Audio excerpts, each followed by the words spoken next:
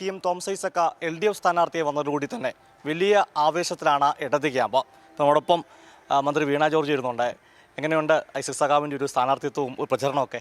ബഹുമാന്യനായ സഖാവ് TM. Thomas Isaac അദ്ദേഹം പത്തനംതിട്ടയുടെ സ്ഥാനാർത്ഥിയാണെന്നുള്ളത് അറിഞ്ഞപ്പോൾ തന്നെ എല്ലാ വിഭാഗം ജനങ്ങളും ഇപ്പോൾ സാധാരണ നിലയിൽ നമ്മൾ ആളുകളുടെ അടുത്ത് ആശയവിനിമയം നടത്തുമ്പോൾ അവർ നിങ്ങൾ ഇത്തവണ ജയിക്കും കേട്ടോ എന്ന നിലയിലേക്കുള്ള പ്രതികരണങ്ങളാണ് ആളുകളുടെ ഭാഗത്തു നിന്നുണ്ടാകുന്നത്. ആ രീതിയിൽ വലിയ സ്വീകാര്യത അദ്ദേഹത്തിന് ലഭിച്ചു കഴിഞ്ഞു.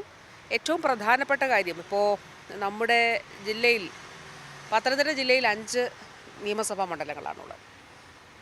കോട്ടയത്തിൻ്റെ 2 നിയമസഭാ മണ്ഡലങ്ങൾ, അങ്ങനെ 7 നിയമസഭാ മണ്ഡലങ്ങൾ ചേരുന്നതാണ് പത്തനംതിട്ട പാർലമെൻറ്റ് മണ്ഡലം.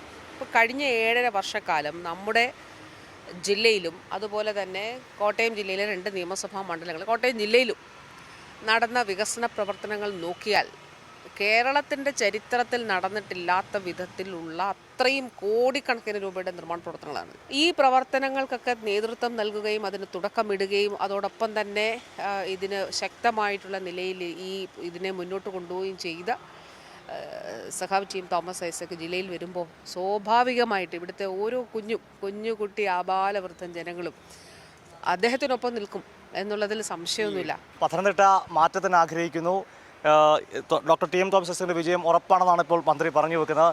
പത്തനംതിട്ട ക്യാമറമാൻ അഖിലേഷ് കുടുംബനൊപ്പം സുജിറ്റി ബാബു, കൈരളി ന്യൂസ്.